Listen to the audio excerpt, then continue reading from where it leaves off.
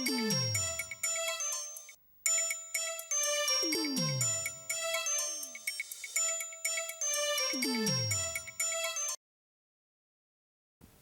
Out is brought to you by Baker's Cafe, serving meals to Melbourne for 15 years, and Cafe Rumours, serving our community.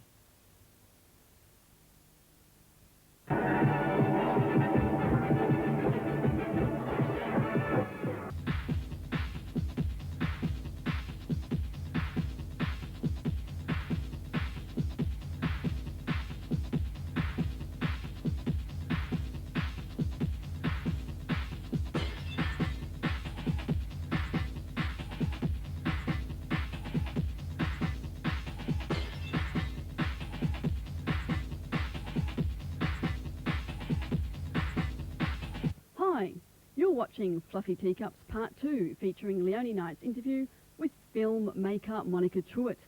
Monica chats to us about her filmmaking techniques, influences, favourite birth positions, only joking, SM themes and much, much more.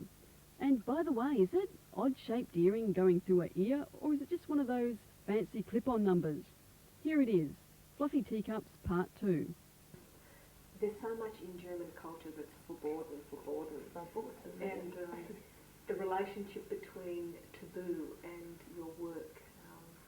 What is the relationship between you as a German woman and your work, like the cultural influences? It's interesting that you say in Germany you have the feeling it's a lot of taboos. I don't see it that way, because I've been living a lot in the United States for the last 4 or 5 years, and when I compare the two cultures, the American culture with the German culture, I would say that there is many more taboos in the United States concerning sex and concerning, well, not violence. I think it's the other way around.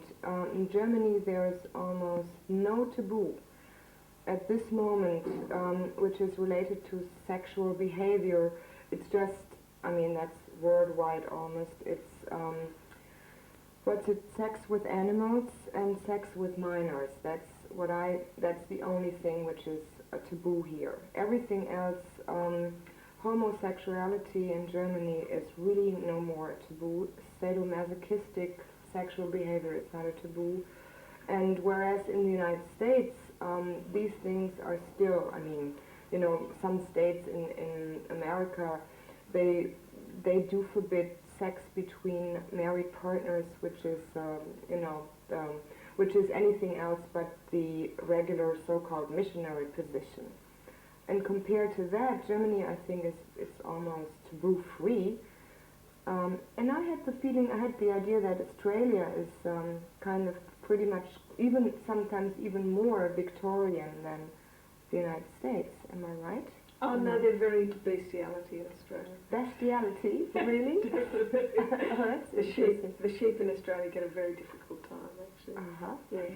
Now, can we just go back to your influences? We didn't actually finish on that one, in terms of, for example, have you read the work of Gilles Deleuze in terms of Sacha-Masoch, and what do you think of it? Yeah, Gilles Deleuze has written a very, very interesting piece.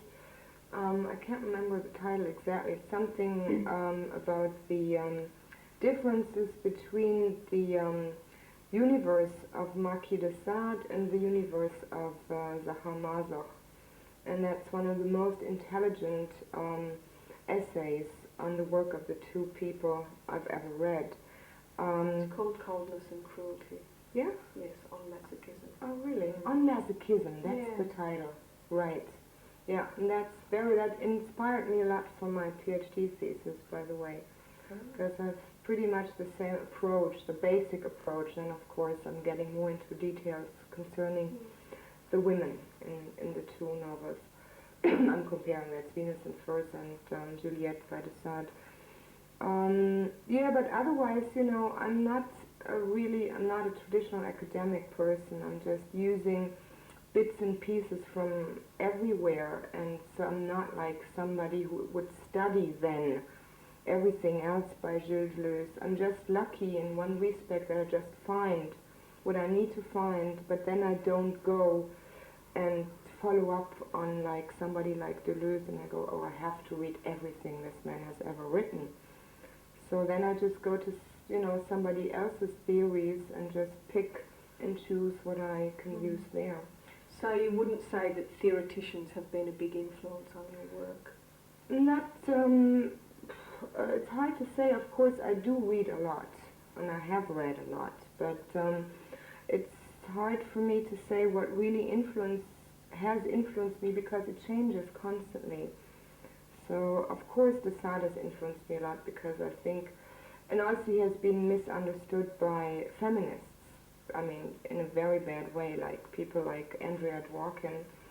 Her analysis on the works of Marquis de Sade it's unbelievably paranoid. And that woman has not read de Sade in a proper way. I'm sorry. And so, Marquis de Sade, yes, of course, and a lot of French literature in general. It's not that much French. Roland Barthes is like one of the few French theorists who has influenced me, especially his book, what's it called, The Lover's Discourse.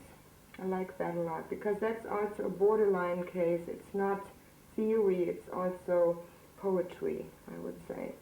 And also I do like Jean Baudrillard sometimes. His book on America, I think, is really very interesting, and here and there essays, here and there, but not, I wouldn't say I just have to read everything he has written. What about filmmakers? Again, the French, Godard is still one of my favorites. But then here we have the same story. It's I do like a lot of different films or different genres also. I do like more experimental works, like Maya Deren I do like a lot, or Germaine Dulac, works by women filmmakers, or contemporary women filmmakers. I do like Rico Oettinger's work. You heard of her? Rico Oettinger. She is almost like the female German Fellini. Her films are very long. There is almost no film which is under 3 hours or something. And they're very visually striking. And it's less narrative structure, but more it's overindulgence in visuals. So it's, there is not a real, how can I say, it's not a straight approach I do have there. And of course I do like American films. I do like studio productions, big studio productions. For example, I still love The Godfather, Part 1 and 2, Part 3, well. And still I do even love some of Schwarzenegger's movies, which I find very campy. And of course I do like American independence, like I loved what's the name of the film again? I'm so bad, I can't remember names. By Jenny Livingston, documentary film, Paris is Burning. So see, I do love all kinds of different films, and I do love, of course, the Italian masters. I really do like Fellini's work, and I even do like some German films, which is quite unusual for Germans, because they normally do hate their own products. Right? I sometimes like Rosa von Braunheim stuff, or what do we have here? There is a young filmmaker, I really like his work. His name is Christoph Schlingensief. He makes like German splatter movies. Very political films about the unification. And so you see all kinds of East Germans, they get made into sausages by the West Germans and things like that. It's very funny. What about feminism? Has that been an influence? Feminism, of course. I grew up to first become a left-wing rebel, and then that was the times. The women's movement in Germany started in the early 70s, and so that was like quite regular thing to do at the time. I mean, who wouldn't? And you went through a period of separatism? Yes, of course, as every healthy girl. I had at least, I guess it was almost a year that I would hardly speak to men, only if I could not avoid it, by all means. And at the time I lived in the red light district near the Hamburg Central Station. I lived just above a brothel, and so I was approached every day by clients, because every woman who walked around there was considered to be a sex worker, because it was just the area, and that fueled my aggressions, of course. And at the time I worked in a women's collective, and we did media center. And so I was just working with women from, like 24 hours. When did you start living between New York and Germany? Oh well, that was started in 88, and that was, I think, very necessary for me to do, because that was the time when in Germany I didn't get anywhere with my films, especially regarding the reception of my films. I had a very horrible experience in a small German film festival, which is in Bavaria, which is a showcase for new German films, and that was a nightmare experience, because that was Virgin Machine that was screened Saturday night in the largest movie theater, and the festival director had programmed it as the film of the festival. So it was packed because he liked it. And the cinema was packed, and people would sit on the floor. And then after 10 minutes, a mass walkout started. Entire rows would get up. People would scream and say, "This is the worst German film we've ever seen," blah, blah, blah, blah, blah. And after this beautiful experience, maybe 1/4 of the people were still sitting there at the end of the movie. Nobody would speak to me.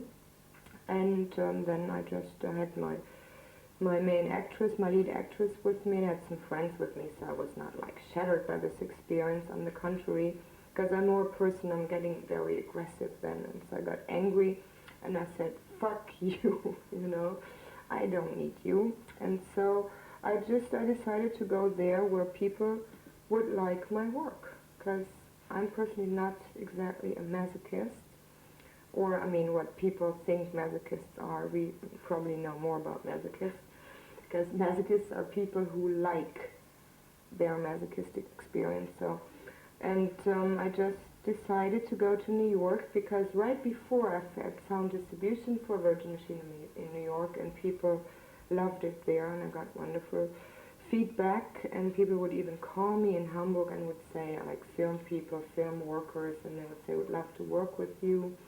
And so I said, "Perfect, this is it." So why to live in Germany when you're unhappy here? And I just had friends who worked in the theater here, and they gave me some money to do a short film, and that was actually the film on Annie Sprinkle I did there right away, so I had money to pay for the ticket, and and then I just liked it, and I got an apartment, and I lived illegally there, by the way. So I had just went there with a tourist visa, and but everything went well, and I wrote the script for My Father Is Coming there, and found a line producing company, and they would do it, so I didn't even need to be, there in a legal way, so I was just, and also I would bring German money into the country. And now I'm having like what's it called, an artist visa, so now I can go back and forth whenever I please and stay as long as I want to. And it started in 88, and it's still an ongoing experience. So I mostly would go back and forth every 3 to 6 months, depending on what I was working on at the time. How has living in New York influenced your work? I hope that I'm cured by now, because I was fascinated by the differences in the American culture compared to the German culture. I think by now I just, yeah, have worked on that enough. So that was, it's part of the subject. I mean, the story in My Father is Coming. It's the clash of cultures. It's not like the main story, but it's coming and going.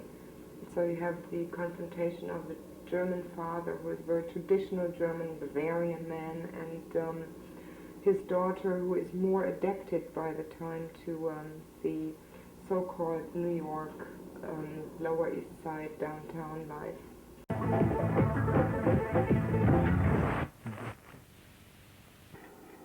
Yeah, the most shocking censorship experience happened in 1985 in Toronto, in Ontario, Canada. Elfie, Mikesh and I, we would travel together. We were invited by the Toronto Festival of Festivals. And the film was one of, I think, maybe 200 films they screened at the festival. And one day, we were there, we were watching movies, and one day the festival programmers approached us and said, "They're very, very sorry. We just have heard that the Board of Censorship has not approved the screening of your film as the only film." And so we said, "How can that be? It's unbelievable," because we were just, we've just seen the movie Bad Timing by Nicholas Roeg, where the lead actress is almost dead and she gets raped, and then you see the rape scene. I think it's intercut with the scene in the hospital where her throat gets cut. And so that's something. I mean, that's sex and violence, like on the screen. I mean, I'm against censorship. I mean, don't misunderstand me here, but so we were surprised because Seduction of the Cruel Woman is compared to a film like Bad Timing, very, very well, how can I say, sensitive film. There is no open violence in the movie, there is no sexual intercourse in the movie, so how could that be? And the festival people were great. They fought against that decision of the Board of Censorship, and they forced the Board of Censorship to screen the film again.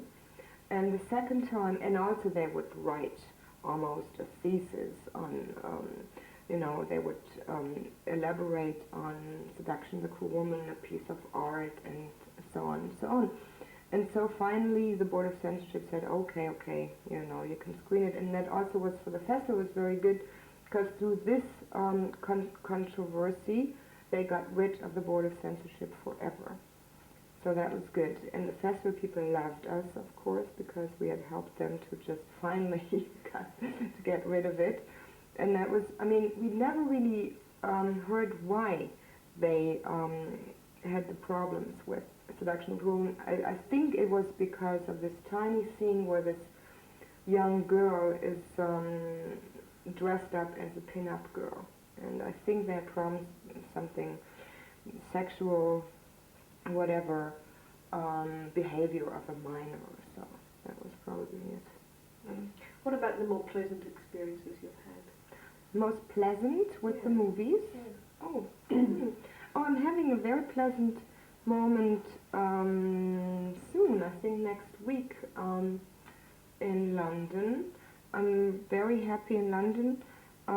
There is this gay and lesbian film festival, and they're giving me the award for my body of work for the challenge of what I can hardly remember what they said, something like my films.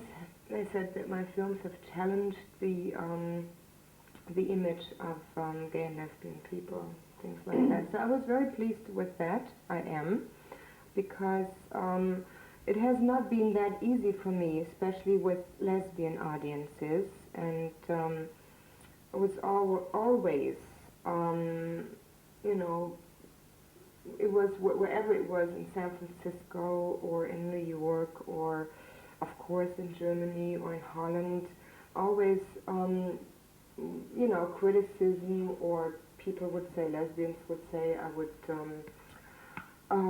whatever, break the rules of lesbian or feminist cinema. I mean, they wouldn't say that, they would say something else, but it has not been an easy relationship. Or they would try to claim you as their spokesperson, and I'm nobody's spokesperson, and I'm just I have a different attitude towards, how can I say, I mean, politics, gay and lesbian politics. I think it's, you know, it's necessary and it's very strong in the US anyways, but to me it's, you know, it's, there is gay films and there is gay filmmakers and there is a gay audience, but it is not necessarily all on the same line, you know. And sometimes gay and lesbian audiences, or I just prefer to say gay audiences, including lesbians, they are just, you know, how can I say, I mean, there are people who want to see strong images of themselves on the screen, and they'd love to have the approval of the screen, so they treat the screen like mama and papa, or like the shrink, you know, and I cannot deal with that kind of. It's hard for me because I do not like to analyze my own films. It's kind of a basic statement, because if I would do that, you know, I would be bored in a way, because then I would say, okay, this is what I do, oh great, so I'm just much more into, you know, new experiences. And I mean, if you see continuity there or whatever, I would like you for you to say that, because you know, I mean, people always say there is this and this and this, and I say, oh yeah, yeah, can be. My view is that all your films challenge feminism in one way or another, and for that reason they're incredibly important. Very much about what Dr. Palia was talking about breaking up bunker positions. I see them doing that in many ways. Would you agree? Yeah. Maybe we could just go to Virgin Machine, because that was that's the easiest, and it was the most conscious breaking the rules scene in there, which is, you know, at the time there was this ongoing discussion about lesbian sex and the balance between two people, and there was in San Francisco, I think they were the first lesbians who openly started out to talk about or do sex for money.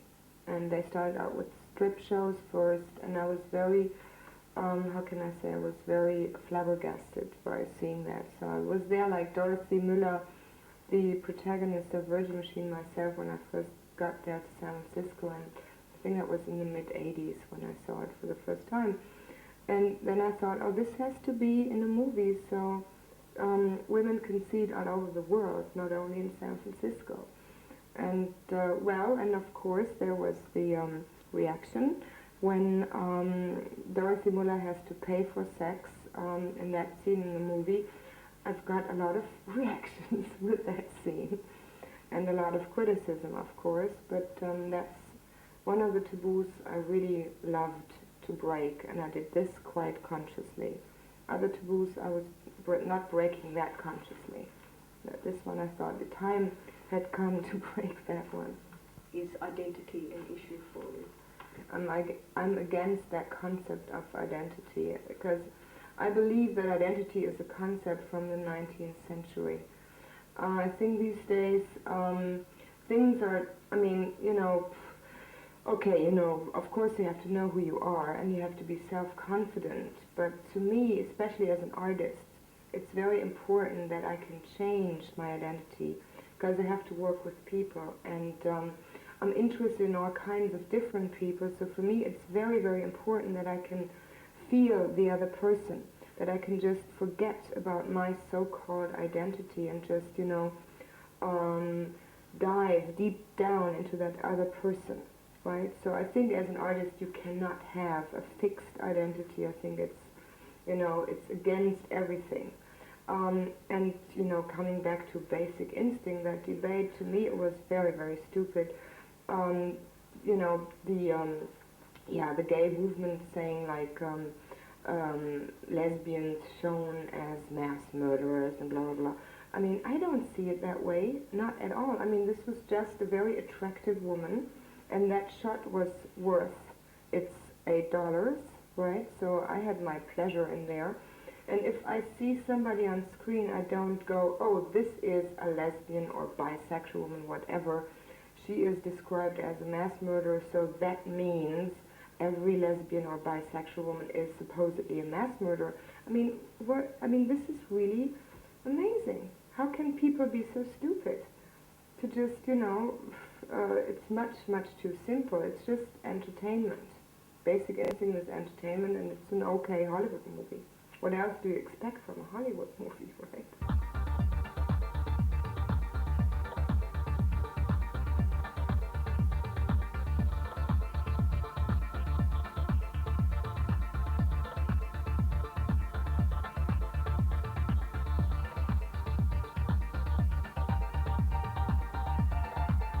Shorting Out is brought to you by Baker's Cafe, serving meals to Melbourne for 15 years, and Cafe Rumours, serving our community.